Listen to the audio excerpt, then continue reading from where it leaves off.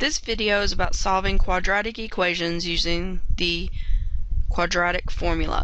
So if we have a quadratic equation, notice that it's already in standard form. ax squared plus bx plus c equals 0. It has the solutions x equals negative b plus or minus the square root of b squared minus 4ac all over 2a. Now, two things to notice about this. You have to be in standard form. Your equation has to be equal to 0. And a is the coefficient of x squared, b is the coefficient of x, and c is the coefficient of, or the constant term. So now we're going to solve a couple of problems using the quadratic formula. So the first one is 3x squared minus 5x minus 2. Now this particular equation could be solved using factoring, but we're going to use the quadratic formula instead. So my a is 3, my b is negative 5, and my c is negative 2. Note the sign goes with the number when we're doing this. So for our formula, we get x equals negative, and then b is negative 5, plus or minus the square root of negative 5 squared minus 4 times 3, which is my a, times negative 2, which is my c, all over 2 times my a, which is 3. So at this point, it's just a matter of computation. So negative 5 is positive 5. Negative 5 squared is 25, and 4 times 3 times 2 is 24, and we have two negatives, so that makes it plus 24, all over 6. So this is 5 plus or minus the square root of 49 over 6, and 49 is a perfect square, so it's 5 plus or minus 7 over 6. And what this plus or minus means is that we do two answers. We have the answer of 5 plus 7 over 6, or 5 minus 7 over 6. So 5 plus 7 over 6 is 12 over 6, which is 2. 5 minus 7 over 6 is negative 2 over 6, which is negative 1/3. So the solutions for this problem are 2 and negative 1/3. And had we factored it, we would have gotten the same solution set. Our next example is 3x squared minus 8x equals 2. Now the first thing we have to do to this example is subtract 2 from both sides to make it in standard form. So we get 3x squared minus 8x minus 2 equals 0. Now from this point, we know our a, b, and c. Our a is 3, our b is negative 8, and our c is negative 2. So I'm going to write down our formula. X equals negative b plus or minus the square root of b squared minus 4ac all over 2a. And now I'm going to plug my numbers into my formula. So x equals negative 8 plus or minus the square root of negative 8 squared minus 4 times 3 times negative 2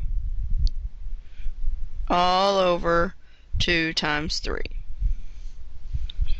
So now I'm plugged into my formula. Now I just have to compute my answers. So I get 8 plus or minus the square root of 64 plus 24. 4 times 3 times 2 is 24. All over 6. So this is 8 plus or minus the square root of 88 over 6. Now we have to break down our root to make sure that we're all simplified. So off to the side over here, we're going to take the square root of 88 and break it down. Remember, we have to break it down into perfect square part and not perfect square part. In this case, the perfect square part is 4, the not perfect square part is 22. So I take the square root of each of those, which gives me 2 square root of 22. So back to my problem. We get 8 plus or minus 2 square root of 22 over 6. Now, if you notice, in the numerator we have a common factor of 2 that we can factor out. So we're going to factor a 2 out. And when we take 2 out of 8, we get 4. When we take 2 out of the 2 square root of 22, we just get the square root left. And then this is over 6. Now, the obvious reason for doing that was that 2 can cancel with 6. 2 divided by 2 leaves just a 1. 6 divided by 2 leaves a 3. So that leaves us this answer. We end up with 4 plus or minus the square root of 22 over 3. Now, depending on your teacher or your book, you may or may not need to split this into 2 answers. So I accept the answer left with the plus or minus, but if you need 2 answers, then you'll have to split it and say 4 plus the square root of 22 over 3, or 4 minus the square root of 22 over 3. So if I was writing as a solution set, it would be those 2 solutions.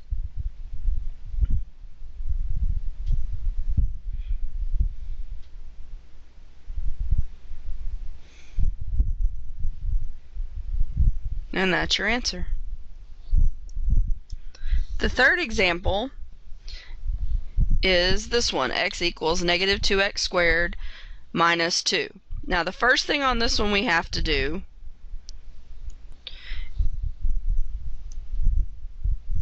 is move everything to the left-hand side.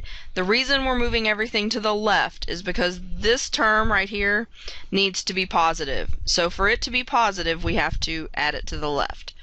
So we're going to add 2x squared, and we're going to add 2 to both sides. So plus 2x squared plus 2. And that will give us 2x squared plus x plus 2. We always want it in standard form, so we want the x squared, then the x, then the constant. And now we have our a, b, and c to work with. So positive 2 is a.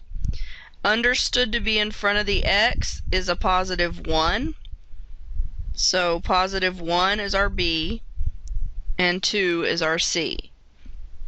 So we write our formula. X equals negative b plus or minus the square root of b squared minus 4ac all over 2a. And then we plug our numbers into our formula. So we get x equals negative 1 plus or minus the square root of 1 squared minus 4 times 2 times 2 all over 2 times 1.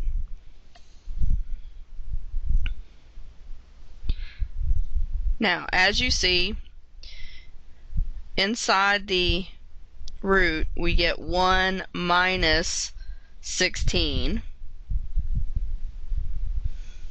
which ends up giving us a lovely little imaginary number. So we get negative 1 plus or minus the square root of negative 15 all over 2. And because we don't like having imaginary or negative numbers under our root, to simplify we have to do the following. We have to say negative 1 plus or minus I root 15, 15 can't be broken down, over 2. Now, for purposes of being 100% correct, this needs to be split, and we need our answer in a plus bi form. So we get negative 1 over 2 plus the square root of 15 over 2 times I. That's the first one. or negative 1 over 2 minus the square root of 15 over 2i. So our two solutions are those, negative 1/2 plus square root of 15 over 2i, and negative 1/2 minus the square root of 15 over 2i. So we have two imaginary solutions.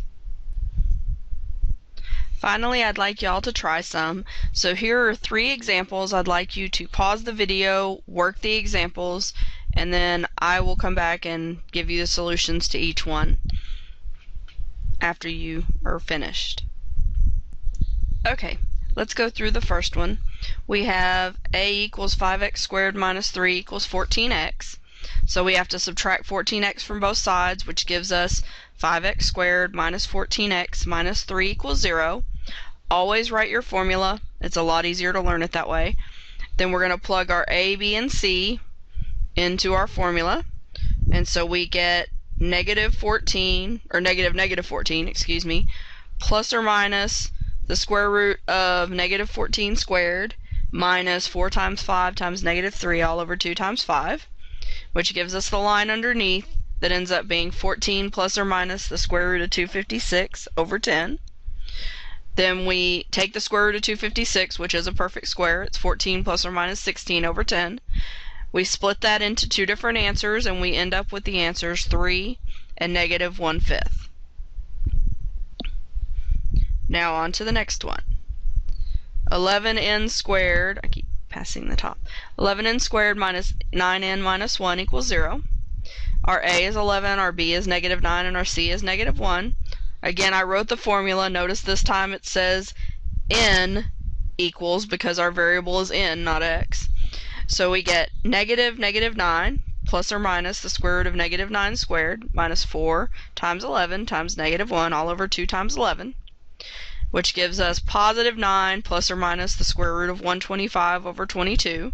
Off to the side, I broke down 125 into 5 square root of 5. So I got the answer 9 plus or minus 5 square root of 5 over 22.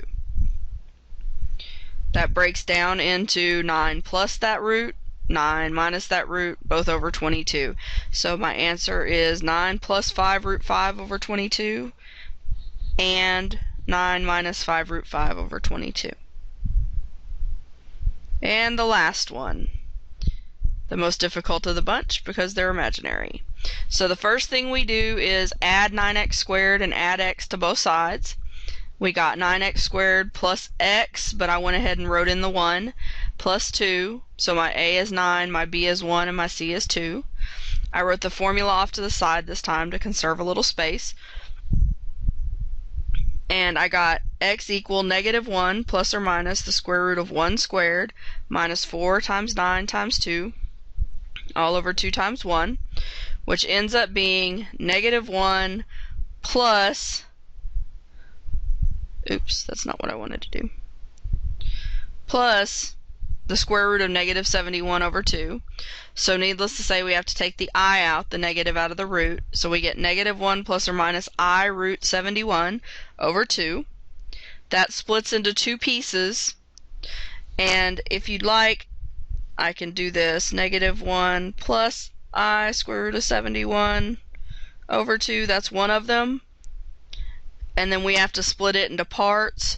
The other one is negative 1 minus, and I don't think I have enough room, I root, I'll try, 71 over 2.